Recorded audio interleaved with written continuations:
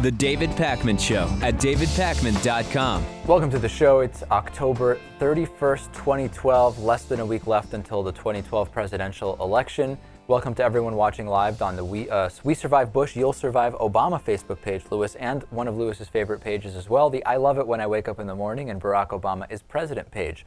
What will happen to that page if President Obama is no longer president in just a couple of months? I don't know. Will it dissolve? A lot of questions about that page. Remember Michael Brown, the guy who George W. Bush said is doing a heck of a job? Yes. If you don't remember him, this was the former FEMA director who, of course, George W. Bush said the following about. Let's take a listen just to refresh your memory. Brownie, you're doing a heck of a job. Right. Okay, and I was playing it a couple more times for people, but it sounds like we have some kind of a volume issue taking place over at the area of producer Lewis, so that wasn't heard.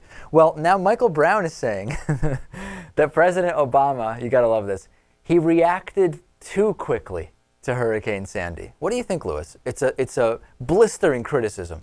Too quickly. What does that mean? Well, here's what he meant. Here's my concern, he told the Denver Westward on Monday.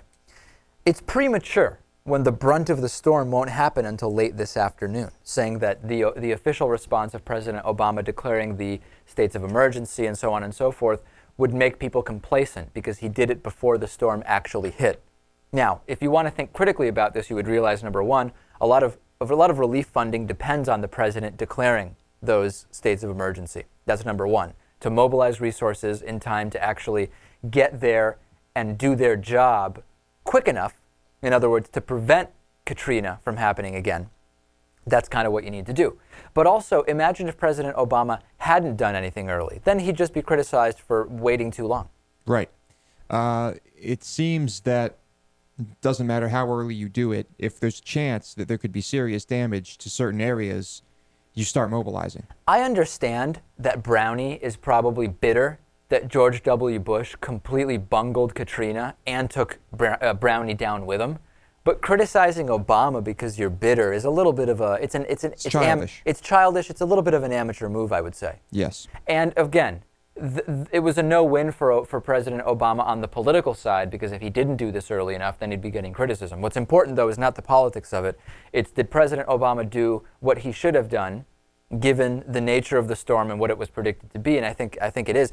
The real question is, why are mainstream media outlets even getting Brownie's opinion? In other words, didn't he already make the case that he's not the guy you want to talk to about hurricane response at all? I mean, in other words, would you go to, I don't know, we don't even really need an analogy. Why would you go to anyone who's been proven incompetent at something and get their opinion as an expert outside observer? It doesn't make any sense. I mean, luckily, the thoughts of a disgraced FEMA director are meaningless, and this is just something interesting to comment on. Everything is upside down. On the Republican side, it's bad to be too prepared. Right. Can't be too prepared. Mm-hmm. Speaking of a hurricane response, I've got a bunch of great stories to tell you about, but one interesting one is that it seems that Hurricane Sandy is leading to Republican Christie, governor of New Jersey, campaigning with President Obama. Kind of. It turns out that President Obama is going to be with Christie touring the damage in New Jersey in the wake of Hurricane Sandy. I understand that this is not a campaign event, but you have to admit, if you're the Romney campaign, even though they're acting like this isn't a big deal, it can't look good for Mitt Romney that first Christie praises President Obama's response to the hurricane, non-political. I mean, in other words, President Obama mobilized the resources Christie needed. It has nothing to do with being Democrat or Republican. And number two, now President Obama will be seen touring the damage with Christie. Again, not political. It's the president, and it's the governor of a state that was affected, so they're going to be there. But Mitt Romney has to be hating it, don't you think? Probably, and you can still expect some Republicans to call this a publicity stunt and funny, because if President Obama didn't go, he'd be getting criticized for, where is he? New Jersey's underwater and Obama's nowhere to be seen. Damned if you do, damned if you don't. I think this is, though, Natan, a clear example of one of the kind of natural advantages of the incumbency. Yeah, absolutely. And it's funny, I remember Christie a couple of days before the first debate saying that the day after the first debate, the campaign was going to be totally flipped upside down in favor of Romney. And it seemed for a while like that might have happened, although now it seems like maybe it's not the case. But who knew that he himself would be at the forefront of another change in favor of the other candidate? So what is Mitt Romney doing because of Hurricane Sandy? He's getting completely desperate and making all sorts of mistakes. Number one, Mitt Romney decided to hold a storm relief event in Ohio. Now, what is a storm relief event? Well, it's an event at the exact same location that he already had a campaign rally planned. It's just something with a different name. He changed the name of it from a campaign rally to a storm relief event. This is completely bogus. Remember how we talked about, well, first of all, this was an event, this is so funny, with race car driver Richard Petty and country music artist Randy Owen. And this was the storm relief event. They got together to do storm relief in Kettering, Ohio, not a place that was particularly hit hard by the hurricane.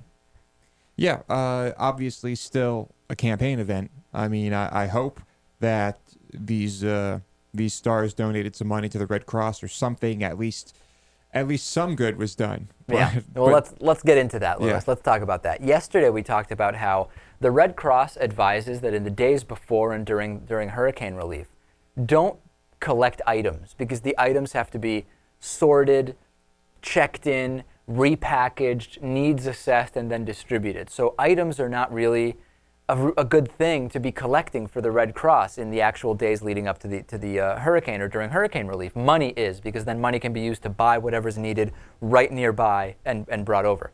Romney campaign says, you know what, we're just going to collect stuff because we're going to make this seem like it's like we're doing something. It's going to be great. Fine. They go against the rules.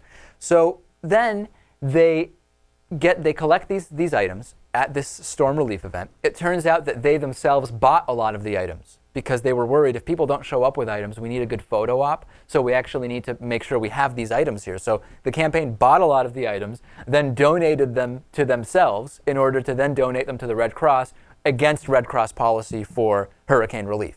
Fine. This is the epitome. This is the epitome of absurdity. The Romney campaign decided they're going to donate those supplies only in Republican swing states, not New York, which is a solid blue state hit hard by the hurricane, not New Jersey, another solidly blue state hit hard by the hurricane. So there is one caveat here. Fortunately, a Red Cross warehouse has agreed to accept the donations, even though it's a direct contradiction of their policies. They're saying, listen, the guy collected the stuff. We'll take it, even though it's kind of a logistical nightmare, and this is exactly why we don't want stuff. We want dollars before the campaign, before the hurricane, which, of course, Mitt Romney is not going to donate any dollars. He needs them for dishonest attack ads in swing states. So Mitt Romney says, we're going to send these supplies. Of course, it's all non-political. It's a storm relief event. We'll collect the supplies. And then the supplies aren't going to New York and New Jersey. Despicable. This is exactly what Romney meant when he was talking about the 47%. Now, the whatever that small percentage is that he's trying to win over, well, I guess these are the people in the swing states, and that's exactly what he's going for. Yeah. Let's touch on something else because we have a couple minutes here. We've been talking now in the lead up to this campaign, all the different controversial polling, all of the different analysts and pundits and so many other people that are commenting. And it's abundantly clear, based on what we hear, pollsters, presumably professionals hired to make accurate predictions about the race. Some are saying that it's a lock for Mitt Romney. Some are saying it's a lock for President Obama. On the other hand, we have pundits presumably brought on to say, well, I'm a professional analyst of politics. I'm going to analyze what's going to happen, and I will tell you what's going to happen. And many of them are just going to be flat out wrong. Natan, pose the question you asked about comparing punditry and pollsters to any other job, and let's evaluate that. Well, it seems to me like if the job of a political pundit is to accurately reflect what's going on in the campaign and potentially predict what's going to happen in the election, but at least get a good idea of what's really going on right now as a snapshot of the current conditions. Right. It seems like if they're wrong about it in the end and their predictions are off, in the case of a lot of people saying this is a dead heat, Romney has momentum, he's probably going to win, possibly in a landslide. A lot of people on TV and media are saying things like this. Right. If they're wrong and people like Nate Silver, Sam Wong, the ones that we talked about, end up being right, shouldn't the pundits, maybe have to account for their errors and maybe like get fired? Yeah, and it seems like it's not going to happen. Think about that, Louis. As a bartender, If you go in there and you just make the wrong drink, somebody asks for one beer and you serve them a different one. That's a mistake. It's a clear mistake. Someone asks for a certain type of martini and you make a Cosmo, whatever it is. At some point, you're going to be held accountable for that and you're going to be fired, right? I would have to make a lot of mistakes like that, yes. Well, that's because you've ingratiated yourself in a way where it would be very difficult to remove Lewis, but presumably you're accountable for your work. Right. Why is it that, what will happen? I mean, the Gallup poll, the Gallup tracking poll is a great example. Now it's been suspended because of the storm. It's been showing significant Romney leads, 5 points, 6 points, 7 points in the last month.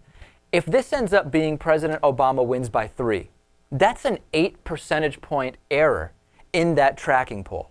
That's huge. That's millions and millions of people from presumably an agency that has expertise in doing these polls. Exactly. Any accountability? The same thing with me being so ingrained in my establishment that I would have to make X number of mistakes to get fired. Gallup is so ingrained in our culture. The Gallup poll is always being cited everywhere. When you talk about polls, you talk about Gallup. Interesting. What do you think about that, Natan? Is it that these organizations, I mean, shouldn't there be accountability if you make such a blunder, or will it be looked at as, well, it is Gallup, they made a mistake, but it's Gallup? Unfortunately, I think that the last thing that you just mentioned is what's actually going to happen. But just a general point about polling, very few people respond to polls now. Less people respond to polls, maybe about 10%. In the past, it's been a lot larger, 20, 30%. So it is harder to poll people and to find out what's really going on. But having said that, it's very clear that if you want to have a clear picture of what's going on, you get the average of the polls. No one poll is likely to be absolutely correct. Well, later on, we're going to have Cenk Uygur back on, and this time, yesterday we talked about the election. Today we're going to talk about media coverage and the problems with media coverage in mainstream media. And one of the things I'm going to point out is this absurd false equivalency on every issue. On the one hand, we think that all gays and lesbians should have the same rights as heterosexuals. On the other hand, somebody thinks that gays should be put to death, right? The mainstream media, in this effort to be bipartisan and fair and balanced and whatever else it is, giving equal footing to any absurd notion. This is happening with the election. This is happening big time. And you know it, Lewis. You watch a lot of the coverage. Yeah, it's completely insane. I mean, if you want to remain completely objective, that's what you have to do. But at the same time, it seems like remaining completely objective is bad for ratings and bad for your media outlet overall. Pointing out the realities of the race is probably not going to attract that many viewers in many cases, because a lot of times the excitement is from a made-up media narrative. Yeah. On today's bonus show, we'll be talking about Star Wars, episodes 7, 8, and 9.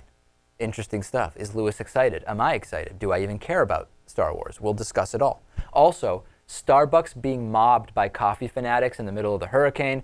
We'll talk about Catholic bishops speaking out against Halloween. If you're not getting the bonus show, sign up on our website, davidpakman.com/membership. The bonus show's great. We'll take a break and be back after this.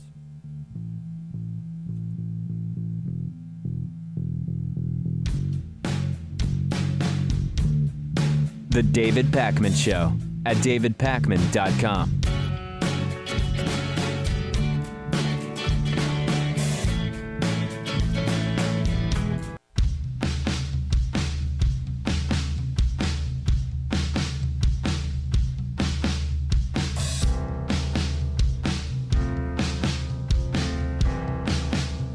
Welcome back to the David Pakman Show. If you use Amazon to do any online shopping, use the black banner at davidpakman.com. Just click it before you do your shopping, and then you'll actually send 7% of your purchase to the David Pakman Show. It's a great free way to support the show. You can also support us by becoming a David Pakman Show member, made possible in part by liberalbias.com. As you know, Lewis, as we discussed earlier, liberal bias is everywhere. You can find it in polls, statistics, facts are even liberally biased. Make sure you're educated about all sorts of liberal bias by checking out liberalbias.com.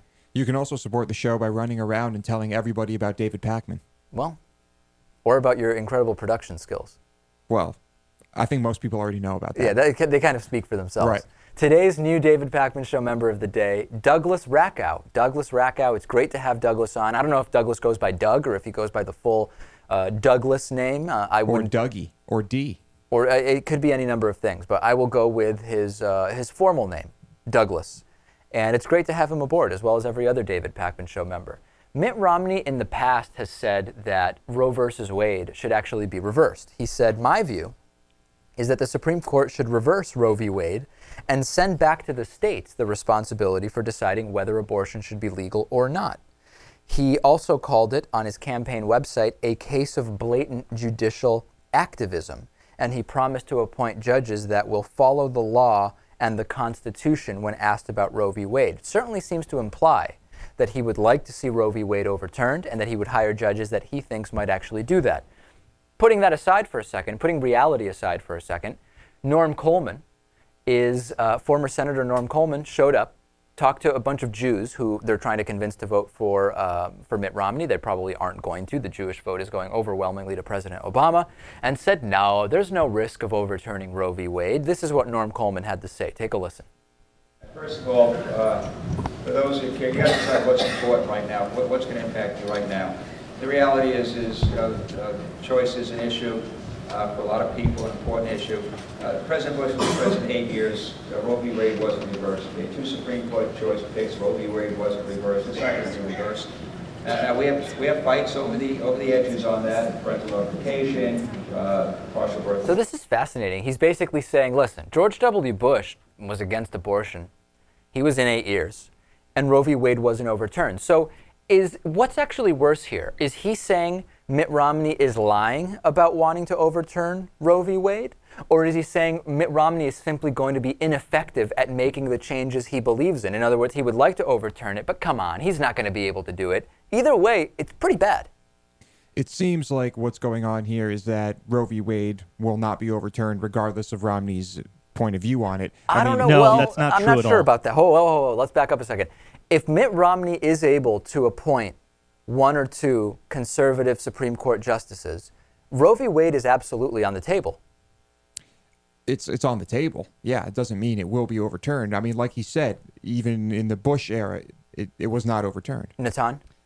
It's pretty clear that the only reason why Norm Coleman's statement is factually true is because Bill Clinton was president and selected a couple of liberal justices to balance the court 5-4. If the court were 6-3, you wouldn't have had that extra swing vote in Anthony Kennedy potentially, and you probably would have seen Roe v. Wade overturned. Scalia and Thomas are waiting to overturn it, and I think Alito and Roberts might as well. So if you have Romney replace Ruth Bader Ginsburg with a conservative, you'll probably see Roe v. Wade overturned. Yeah, I mean, Louis, I have a sense that you have the same sense that I have of the sense others have of their sense of Mitt Romney's Supreme Court justices. Wow. Let me back up. In other words, I think people are incorrectly ignoring the effect that the next president, whether it's another 4 years for President Obama or 4 years for Mitt Romney, would have on the Supreme Court, and the effect that that could have on what we now consider to be just kind of part of American legal framework, the structure. I think you're not giving enough consideration to that, to the real changes that we could see there. Is it possible?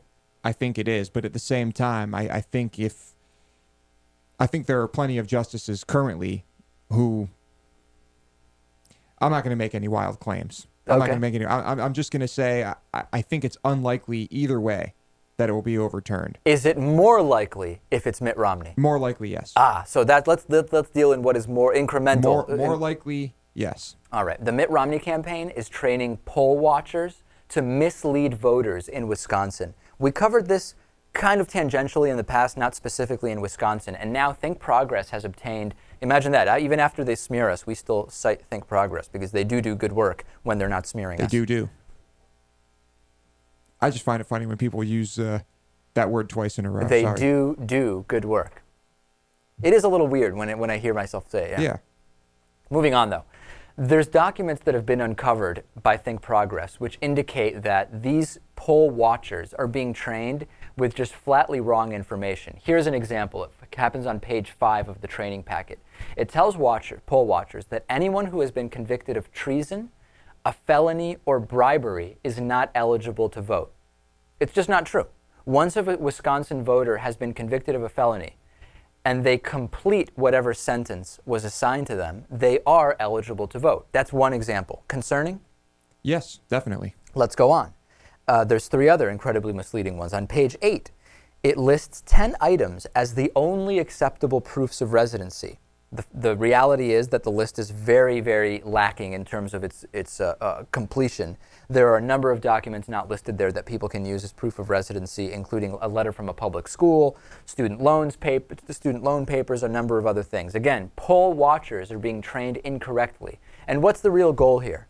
Just to create confusion, to create conflict, to contest votes, to get people maybe to be intimidated and leave. You know what this is all about, Lewis. This is about getting less people to vote for Obama. Let's see, here's another example. If a handicapped voter is unable to come into the polls, an assistant can deliver the ballot to the voter if it is verified that they are residents. The real law is that under Wisconsin law, the chief election inspector does not have to verify proof of residence as long as the voter is registered. Again, we're talking about just bringing down the electorate a little bit. We're talking first about people who are handicapped voters, as written by the law. Then we're talking about people who may have committed a felony, right? We're talking about a few percentage here, reduce the number of people who might vote as much as you possibly can. And then another claim, election observers should not assist voters. That's on page 10 of this pamphlet. The reality is that a voter can ask for assistance from anyone, including poll watchers, as long as the voter initiates that request. Again, who is that going to target? People who maybe it's their first time voting. Maybe elderly people who want a little bit of direction about where exactly is my precinct? Where exactly should I be standing? Where do I go? Is there a place where I can sit and fill out my ballot? All of these things, again, making it appear so that if someone asks for help, one of these incorrectly trained poll watchers is going to run over and say, no, you can't do that. 1 or 2% here, you're talking about maybe affecting 8 or 10% of the electorate. Significant stuff. Yeah. And, of course, no surprise, the state that it's happening in, this should be completely illegal, and there should be people going after this type of activity. But unfortunately, it falls in kind of a gray area where it's not really, what's the word? Misinformation, or there's no catalyst really for 6 days before the election to start prosecuting this. Right. And it would take long enough that the effect is being done. Right. But look what happened. Look what happened a few elections ago. Look what happened in the Kerry election. Right. I mean, look what happened in Florida there. Let's talk about Florida, actually. It's a good thing you're bringing that up. Do you have any idea what's going on in Florida right now? I have some idea.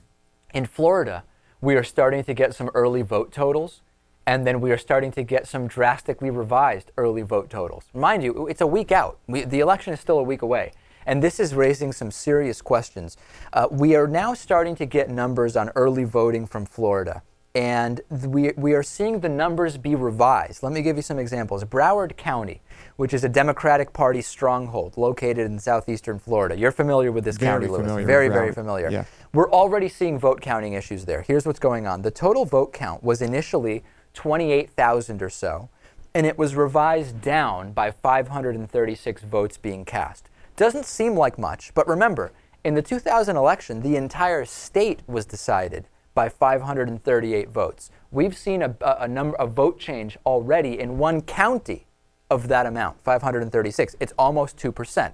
In a state that could be very close, 1.89% discrepancy is significant. These are real numbers here. Of course. Yep. Let's look at the really disturbing one.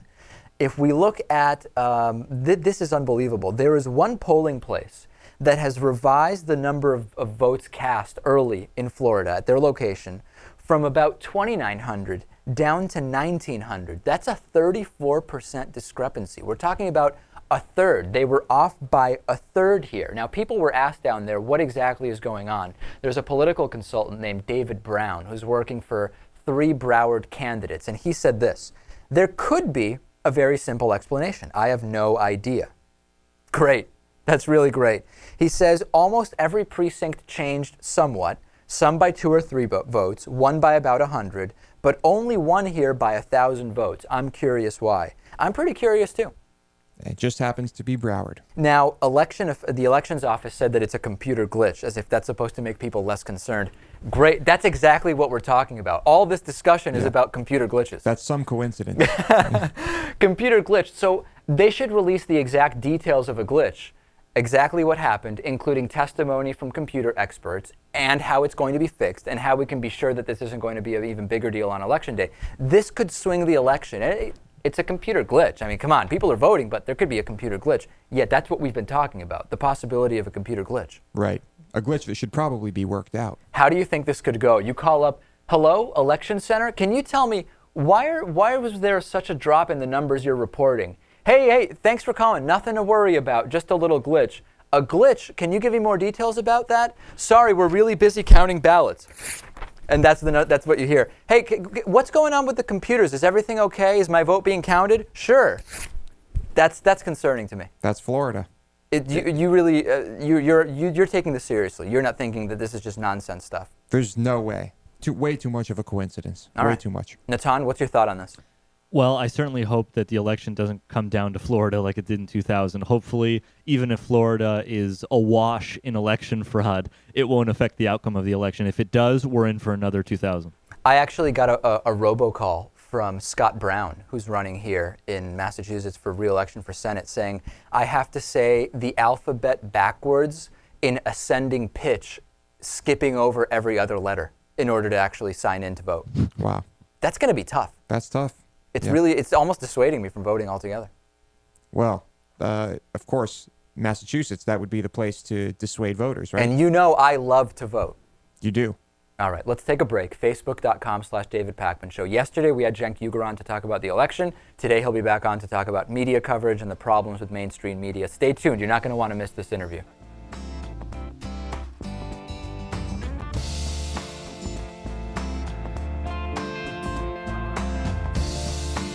The David Pakman Show at davidpakman.com.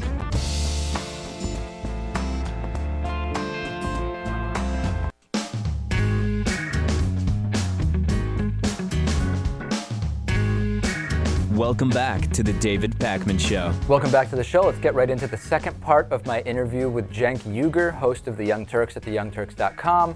Also on Current TV every weeknight at 7 p.m. Eastern Time, 4 p.m. Pacific. Let's take a look. Several months ago, Cenk, the David Pakman Show joined TYT Network on YouTube. Let's get a pre-election scorecard from you of sorts. Make an evaluation of the performance. Are you happy with my production team? Are you happy with what's going on? I mean, give me a sense of what's happening here. No, seriously, you guys are awesome. And you're rising stars, and as I look at your numbers every day, and I look at your numbers just as much as I look at the presidential polls, I'm stunned by your growth, and it's because you work hard. And look, I got to be honest with you. Internally here, I told folks that I'm a huge believer in you, not just because of your positions or your talent, et cetera, but because you have the right attitude. And if you're willing to put a lot of work behind it and do the right things, you're going to get to success. And that's the success we're seeing from you guys. So we're ecstatic to have you in the network. Well, listen, I think one of the reasons that we're experiencing growth is mainstream corporate media is having some serious problems right now. Now, I want to outline what I think are the problems with mainstream corporate media. You tell me if I'm on the ball or if I'm way off here. I think the problems are, number one, you alluded to it earlier, this false equivalency. On every issue, you need to have it on the one hand and on the other hand, when a lot of the times, there really aren't two even sides. Like, for example, on the issue of, I don't know, gay marriage or women's right to choose or whatever it may be. Number two, lack of distinction between analysis and reporting. And I see this because people send me emails saying, I'm more biased than Fox News. And I don't respond, but I want to respond and say, do you realize that what you're seeing from me as more biased opinion journalism, you're comparing to what is supposedly reporting? And number three, the narrow scope of stories that you see, which are really biased towards a corporate bias or a bias to whoever's in power. That's my three-pronged analysis. You tell me how you see that. I think that's absolutely right. As I look at this presidential race, I'm getting a sense of Iraq all over again. Now, why do I say that? During the Iraq War, they had to do balance, and the Republicans were pushing for war relentlessly. And in fact, they didn't do balance. They just gave the Republican side. That's why, as we went to war, about 70% of the country believed that Saddam Hussein was personally responsible for 9/11. Now, that's a grotesque failure of the media. They deceived the country. They helped the Republicans and those in power and the warmongers deceive the country because, look, I don't blame Americans. A lot of people blame Americans. But if I believed that Saddam Hussein had attacked us on 9/11, I would have been in favor of the Iraq War. But they got lied to, and the media was part and parcel of that. Now, as I look at this presidential election and I look at Mitt Romney's record, I get that same sense again. And people are, of course, being, in this media climate, say, how can you say that? You can't say that one side is wrong and one side is right. No, but I can because it's based on the facts, not my opinion. So, for example, Mitt Romney says that President Obama doubled the deficit. Well, that's just a lie. It's a lie. There's no ands, ifs, or buts about it. It's not a provocation. He's not misleading. It's a lie. He came in and had a $1.2 trillion deficit handed to him by George W. Bush. It's now a $1.1 trillion deficit. In fact, it's a little lower than when Bush gave him. So Romney's lying. So number one, you have to point out the litany of lies. And for example, President Obama's super PAC was misleading in one ad against Bain, okay? It was about the guy's wife who had died, but she had died at a later time, not after Bain had fired the worker, et cetera. So one against Obama, right? And then I can list you 20, 30, 40 that the Republicans have done that are much bigger lies. And you hear, well, they both do it. They call it even. Exactly. One of the issues I think this is most glaring has been the birth certificate birther thing, right? John Kerry said it really well a year or two ago, where he said the idea that the media has to give any crazy notion from some extremist up there, give it coverage and say, well, let's evaluate. Let's send people to Hawaii to talk to the clerk who signed the birth certificate, so on and so forth. Any idea warrants tens of thousands, hundreds of thousands of dollars of investigation from mainstream corporate media outlets. You can just throw anything out there and they'll say, well, let's evaluate it. Let's do an analysis. Yeah, look, if you told them, hey, you know what, you should do a fair analysis of 9/11 and see if it was a conspiracy. Now, I don't believe it was a conspiracy, right? But they would say, oh, you're a lunatic. Of course, we're not going to spend $1 on that, you lunatic. They'd run you off and they'd probably ban you from television. And maybe they should, okay? And that's an open question. Now, I think 9/11 conspiracy is nuts, okay? Now, when you have the birther conspiracy, well, they're like, okay, let's have a debate about it. Okay, let's send people down to Hawaii, let's do this, let's do that. Now, in the end, to be fair to the media, that's one of the rare times that they even bother to say, hey, you know what? Actually, President Obama was born in the United States. Most of the time on other issues, they won't even bother doing that. Right. But the very fact that they're having that debate on TV, which they would never have in regards to the 9/11 conspiracy, shows you that, hey, you know what? If the Republicans say this and the Democrats say that, we're going to give it a fair airing, even if it's not a fair issue. And by the way, AP poll just out, 18% of Americans still believe President Obama is Muslim, and 35% have no idea what his religion is. And where does it come from? It comes from a percolating debate that they see on TV. And as soon as they see a debate, a lot of Americans just call it 50-50. I don't know. Was he born here? Is he Muslim? Is he Christian? I don't know. A lot of questions, yeah. Okay, last thing, Cenk. After the election, I'm getting questions from people. What will happen to shows like The Young Turks, David Pakman Show, Sam Seder, etc., if President Obama wins? And what will happen if Mitt Romney wins? On the one hand, many people say, I want President Obama to be reelected, but wouldn't it be better for shows like yours if Mitt Romney actually wins? And then I hear from people, as we talked about before, who say, well, if President Obama wins, then maybe shows like yours can actually take the lead in pushing a real progressive agenda. What's your contingency plan if either scenario happens? I have none. Okay, good. Okay, and I'll tell you why. David, I've been through this already, and we've been doing this show for over 10 years now, radio, online, TV, etc., right? And I remember after every election, or before the elections are over, everybody panics. Oh my God, you guys are a political show. What's going to happen after the elections? Well, after the 2004 elections, our show got much stronger between 2004 and 2008. You say, oh, well, you see that? You did better under a Republican president, George Bush. Well, after President Obama was elected and they said, oh, well, the elections are over and you have a Democratic president, obviously your show's not going to do as well, we exploded in growth. So it has absolutely nothing to do with who's in power. It has to do whether you do a good show, an honest show that offers an alternative to the mainstream media where people go, oh, I get it. These guys are talking about reality. Here's what never goes away, David, the news. And that's what we're in the business of. And so we're never going to go out of business. All right, positive words from Cenk Uygur. We've been speaking with Cenk Uygur, host of The Young Turks. Check it out at theyoungturks.com. Also on Current TV. Cenk, great as always to talk to you. Thank you so much, David. Really appreciate it.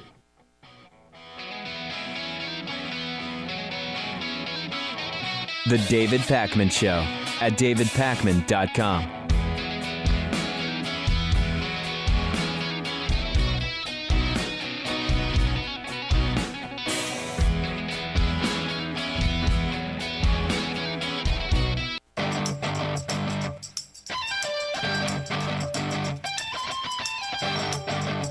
The David Pakman Show at davidpakman.com. Lewis, how often do you think about Sweden's trash? Never. Never. Okay, well, let's think about it now for a second, if you Okay. will. I was reading about the Swedish trash situation, and only 4% of Swedish trash ever actually reaches a landfill, which is incredible. And because of Sweden's strict emission standards, which of course Republicans would be against because it's over-regulation and it hinders freedom, they also have, they incinerate a lot of their trash, which is pretty interesting, and have since the 1980s. And they've actually reduced emissions. This is unbelievable. By some estimates, as high as 99%. By some estimates, as low as 90% since the 1980s. That's Still pretty impressive. It's incredible. And we live in a world where 70% of deep-sea Arctic creatures are in contact with human trash, plastic bags, beer bottles, etc. You have to assume that that's going to affect creatures that are living very deep in the ocean and presumably would never be in contact with stuff like plastic bags and those rings from soda six-packs. No doubt. So in the U.S., the EPA says that there are about 250 million tons of trash generated. That was in 2010. About 34% was recycled. The recycling rate is quite low here in the U.S. Now, what's fascinating about what's going on in Sweden is that trash is producing so much of Sweden's energy because of the incineration standards that they need more. In other words, Sweden is so good at getting rid of trash that they're importing trash. Norway is now paying Sweden to take their trash.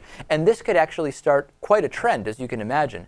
Sweden is leading on waste management, and this could really be incredible. So let's talk about the U.S., right? I mean, we need more eco-friendly trash disposal here in the U.S. Now, Republicans will certainly be very, very against doing anything based on Swedish technology, because as we know, Europe is bad. Europe is very, very bad, even though Newt Gingrich lived in Europe, in France for a while, and Mitt Romney speaks French, and he actually went to France to avoid going to the Vietnam War. Of course, it's very, very unpatriotic to be involved with Europe in any way. I wonder if this could change recycling as we know it, right? People could start hoarding trash and cashing it in rather than recycling it. I mean, we're talking about to quote Newt Gingrich, a fundamental paradigm shift on garbage. Right. Another example in which Europe, or mainly Scandinavian countries, are, pioneering in something, and the U.S. is falling behind. I mean, this could have been us. If we had the energy president, which George W. Bush could have been, he wasn't. President Obama could have been. So far, he's done a couple of things as far as emission standards and fuel economy, but we really need a major thing here. The one thing I'm thinking about, though, Natan, is we do have to figure in the carbon footprint of transporting the trash to wherever it's going to be incinerated, right? If let's say we were to outsource this to Sweden, I think it makes more sense to start doing this domestically. But don't we have to figure in the footprint of moving the trash around?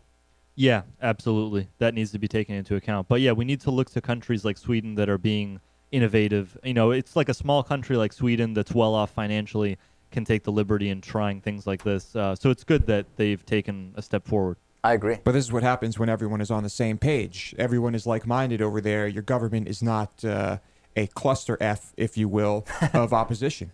That's true, although the idea that there should be no dissenting views is also not something that I subscribe to. No, that's not what I'm suggesting. Good. I didn't think it was. However, I wanted to clarify your clarification to make sure we had clarity. Thank you. to take into consideration Phil Davison. Right. Researchers are now suggesting that testosterone may promote honesty in men. This is an interesting study, isn't it, Lewis? Yes, definitely. You seem riveted. I am completely riveted. The results show that testosterone can stimulate positive social behavior through increasing honesty in male subjects. Now, I say this with a caveat. The hormone has been associated with higher levels of aggression and criminality, although some of those associations are being questioned. So I think, is that a fair way to put out that information with a caveat? Yes. The study was published in the online journal PLOS One, P-L-O-S-O-N-E, and the lead author of the study is Dr. Matthias Wibral, and he says that the disadvantage of many of these studies is that they correlate the subject's testosterone level with behavior, while adding that his current paper is a statistical paper, not a clinical study. And they did a test where they took 91 healthy subjects. They gave 46 a skin-applied testosterone gel and 45 of them a placebo gel. It was double-blind, meaning neither the experimenters nor the subjects knew who had the placebo and who had the actual testosterone gel. And then they participated in a game where they were playing a game of dice in a booth, and based on their score, they would get money. And the research team noted that it was set up in a way where the participants could lie, and nobody would know what their scores were, and they just enter their scores into a computer. You put a higher score, you get more money. They were much more likely to lie if they had not had the testosterone gel. Now, I have to say, could we argue that being hyper honest is actually antisocial behavior, in the sense that if you really don't care about hurting someone's feelings with so-called white lies, you're brutally honest, that it could actually lead to negative social connotations? We're digging pretty deep here. Well, I don't know that it's digging that deep. In other words, if we believe that testosterone is associated with antisocial behavior like criminality and aggressiveness, it could be argued that hyper-honesty could also lead to antisocial type of situations. I suppose. Natan, what's your thought on that? Maybe the police should start rubbing some testosterone on, the accused's skin right before interrogating them, just to see they get a better response. There's an idea. Fascinating stuff. Anyway, give me your thoughts on this study. I thought it was compelling, to say the least. It's interesting. Thank you, Dave. A truth serum of sorts. Well, those do already exist technically. Let's go to your voicemail. 219-2-DAVID-P. Call 24 hours a day. Here's a voicemail complaining about the number of the channel that we're on Dish Network. Take a listen. Yeah, my name is Ken. I am calling from Missouri. I am a Democratic voter, a lifelong supporter of liberal ideas. I'm a little irritated that your show on the Dish Network is appearing in the 9,000-something and odd channel range. My hitherto previous experience with technological devices began back in the 70s with a Pong game that my grandfather bought us from Radio Shack. So it took me a long time to find your show. I'm going to make a very subtle request here that you change your channel to something in a single-digit prime number. Those would be those ones, 0, 1, 3, 5, etc. I have no idea if this is for real. I have a feeling 35 is taken, probably. We have no control over where Free Speech TV is on Dish and DirecTV. I can't tell if this is a real voicemail or not, but it is hilarious. This guy does good material. I really would like to have the show on numbers that are equal to cube roots of pi. That really would be the ideal thing for me, to really focus in on the right channel number for us. I'd have to see that on paper. I'm going to put together an Excel spreadsheet later to figure out what's the really good channel for us to be on. Do we have time for an email or two, Louis? We have 1 minute. All right. Mitt Romney and renting the Mormon church tax exemption. A question that has been asked many times in response to that story we did yesterday. How the hell did the exemption exist in the first place, and who brought it into law? We've been talking about whether it's a good thing or a fair thing for churches to have these tax exemptions. Certainly the ones that are advocating policy or candidates, even indirectly, even by mere implication, should lose tax-exempt status. It's certainly an issue. It's a valid question. It would be an interesting study to find out when tax-exempt status for churches came into law and the politics behind that. Right. I wonder if, payoffs were involved there. I would be curious. And there's another email here which refers to that. The rich alter the laws. There are laws for everyday people, and then there are laws for the rich. Haven't we seen that time and time again, Louis? Oh, yes, we have. Please join us on the bonus show today. We'll talk about Star Wars, episodes 7, 8, and 9. We'll talk about Starbucks fanatics who traveled long distances in the hurricane to get their Starbucks fix, and plenty more. DavidPakman.com/membership. Sign up. Otherwise, we'll see you back here tomorrow afternoon.